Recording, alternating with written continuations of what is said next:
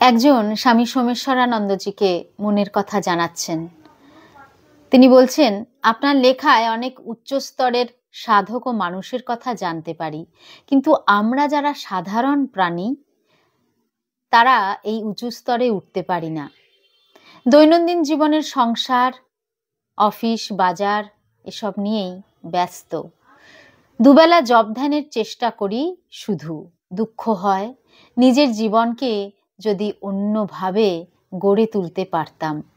এর উত্তরে স্বামী সোমেশ্বরানন্দজি বলছেন, একবার রাস্তায় গিয়ে দাঁড়ান, কত মানুষ হেঁটে যাচ্ছে, বাসের জন্য অপেক্ষা করছে, ট্রেন থেকে নামছে অফিস ফেরত, ফুটপাতে তেলে ভাজা বিক্রি করছে, অটো চালাচ্ছে, ঠেলা গাড়ি নিয়ে চলেছে, হাসপাতালে রোগ সারাতে যাচ্ছে, বাড়িতে ছেলেকে হোম ওয়ার্ক করাচ্ছে, বাজারে দাম দর করছে। ওরা প্রত্যেকেই জীবন সংগ্রামে ব্যস্ত, লড়াই করে চলেছে বিভিন্ন ভাবে নিজের পথে।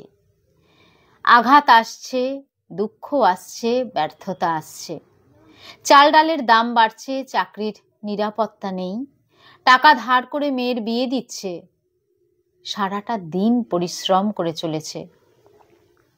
ওরা কিন্তু লড়াই করেই চলেছে, কখনো হারছে, কখনো জিতছে, তবুও সংগ্রাম চালিয়ে যাচ্ছে। আপনার জীবন তো তাদের মতোই। কলেজে ভালো রেজাল্টের জন্য সংগ্রাম করেছেন, অর্থ উপার্জন করেছেন চাকরি করে। এরপর নানা রকম সমস্যা আপনি মোকাবিলা করেছেন, কখনো স্ত্রীর সাথে কথা কাটাকাটি, কখনো বা প্রতিবেশীর সাথে। আপনি সংগ্রাম করে চলেছেন, হার মানছেন না।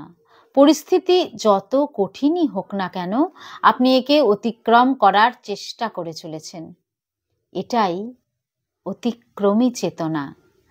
আপনার অন্তরের ব্রহ্ম প্রসারিত হতে চাইছে। ব্রহ্মকে হয়তো অনুভব করতে পারছেন না, কিন্তু তার অতিক্রমী চেতনাকে প্রতিদিন অনুভব করছেন প্রতিটি কাজে।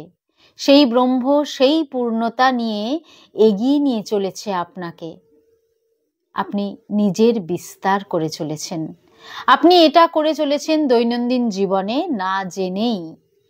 আর না জেনেই যদি এত কিছু লাভ করে থাকেন, এ সম্বন্ধে সচেতন থেকে কাজ করলে কত বেশি অর্জন করতে পারেন। ভুল করে একে জীবন যুদ্ধ বলেন।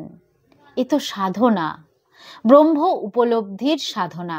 সচেতন থেকে এই সংগ্রাম করলে এটাই মোড় ফিরিয়ে দেবে জীবনের। এক পরম ইতিবাচক কাজকে আপনি নেতিবাচক দৃষ্টি দিয়ে এতদিন দেখে এসেছেন বলেই দুঃখ, ব্যর্থতা এসেছে আপনার জীবনে।